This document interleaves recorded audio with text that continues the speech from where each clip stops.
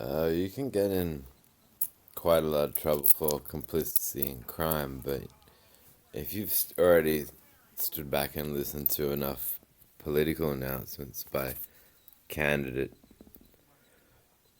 parliamentary candidates, and you know from what they've already said they believe in, that they'll stand back and just passively misdescribe the abolishment of any minority or marginalized community you can think of, which they represent by biblical allegiance, then the refusal to vote on the grounds that you do not want to be complicit in any of the candidates' agendas. It's not a cop-out. It's not a cop-out until we're hearing who's at the forefront with non-theistic policies, who's a politician that's assessing the damage done by religions. So long as there are none, then there's also no incentive to be complicit in, let's destroy this minority. Let's destroy this minority. So you don't want to feel like you assisted them. So on that basis, you can detract and say you aren't going to vote.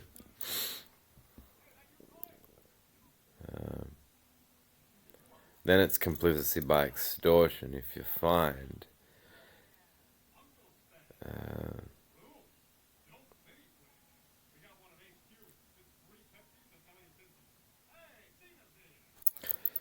anyway.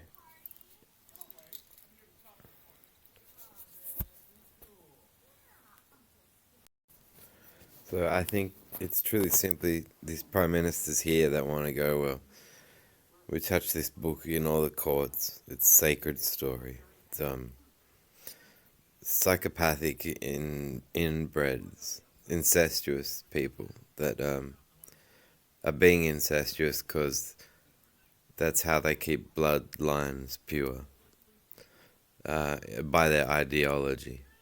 They need to keep their bloodlines pure by either doing land exchanges and daughter trades between kingdoms, and merging the kingdom with a god named Yah with a kingdom with a god named Way, and inventing Yahweh, but being so inbred that they get that associated psychopathy.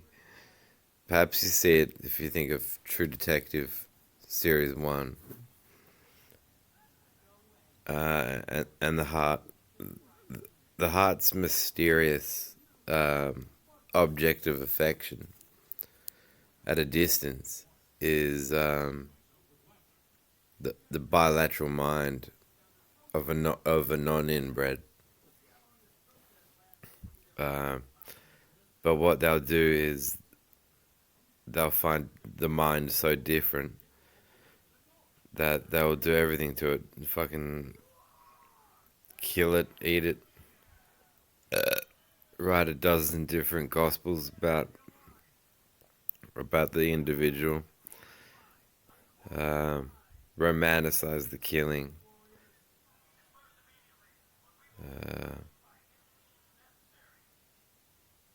so I do think there's an element of wanting kingdoms to look like they could do no wrong, but there's this element of sexual health where they go, well, it actually aggressed them that they were always inbred.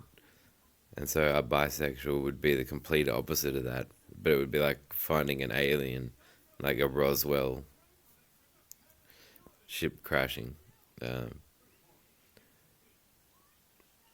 So yeah, they would obsess over the figure and make the figure out to be, a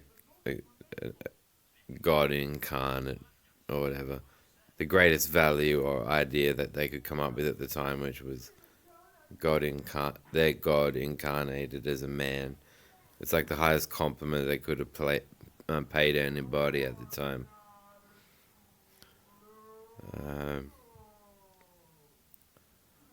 So yes, fuck because the Prime Minister is saying things like, well, the minority groups that are suffering should suffer. Perhaps they should even suffer to the point of their extinction altogether. Um, there's always a lament that can be feigned, because the reality is that any Christian is gonna always fall back to the view that whatever happens has happened because it's the manifestation of purpose and intention of God. And since discrimination against particular minorities in the past has always been the way things have been done, in the Christian's mind, they're also the way that they think that their God wanted things done. And um,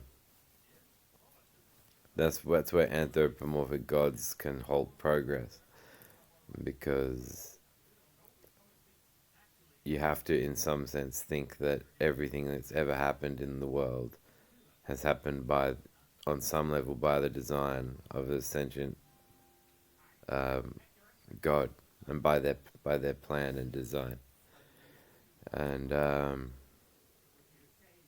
that's to mean that a sentient, super powerful mind meant for everything to be the way it has been. Um, Whereas the abolishment of God belief, you're just left to recognize that these are man-made problems. Um,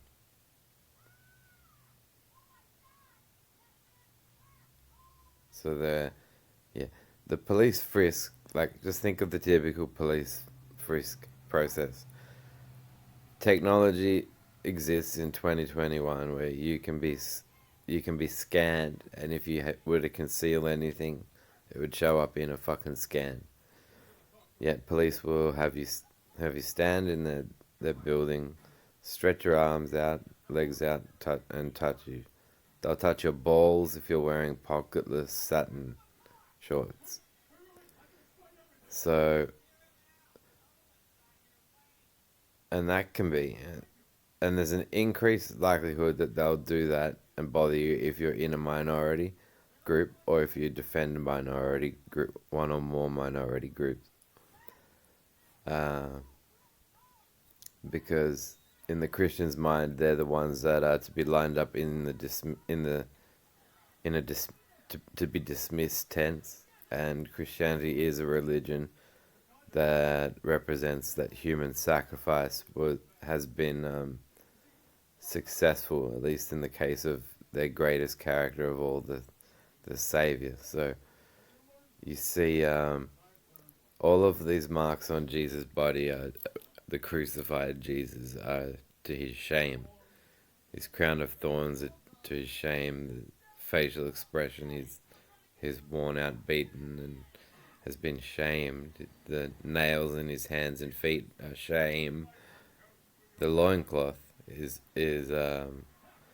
what was worn to cover shame, going all the way back to Adam and Eve. And Christians are saying that he's died to restore the state of perfection during the time of Adam and Eve. So his loincloth couldn't possibly be for shame. So, so police have been obsessing over this question, and they seem to think that the answer to it is in how many times they touch our testicles. Like, maybe it'll occur to one of them subconsciously, just keep cupping one testicle followed by the other, and we might understand why they actually put the loincloth on Jesus. It's like, haven't you been watching William Shatner's Supernatural show these days?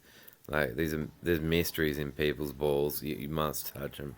You've got to fondle them, and you've got to fondle them against consent. It's leading us to a massive AF penis discovery. And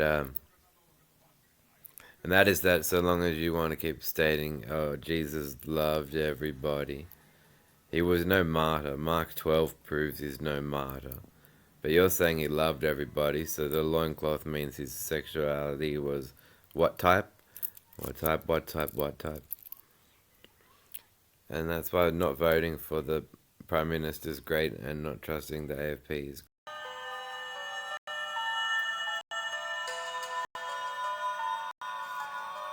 Hello, thank you. Go to the light, please.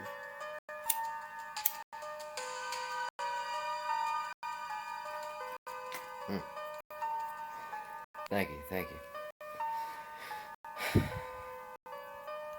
This is my friend. This provides cigarettes. Tonight's production has been provided by my crew. I've got a crew of assistants around the place here.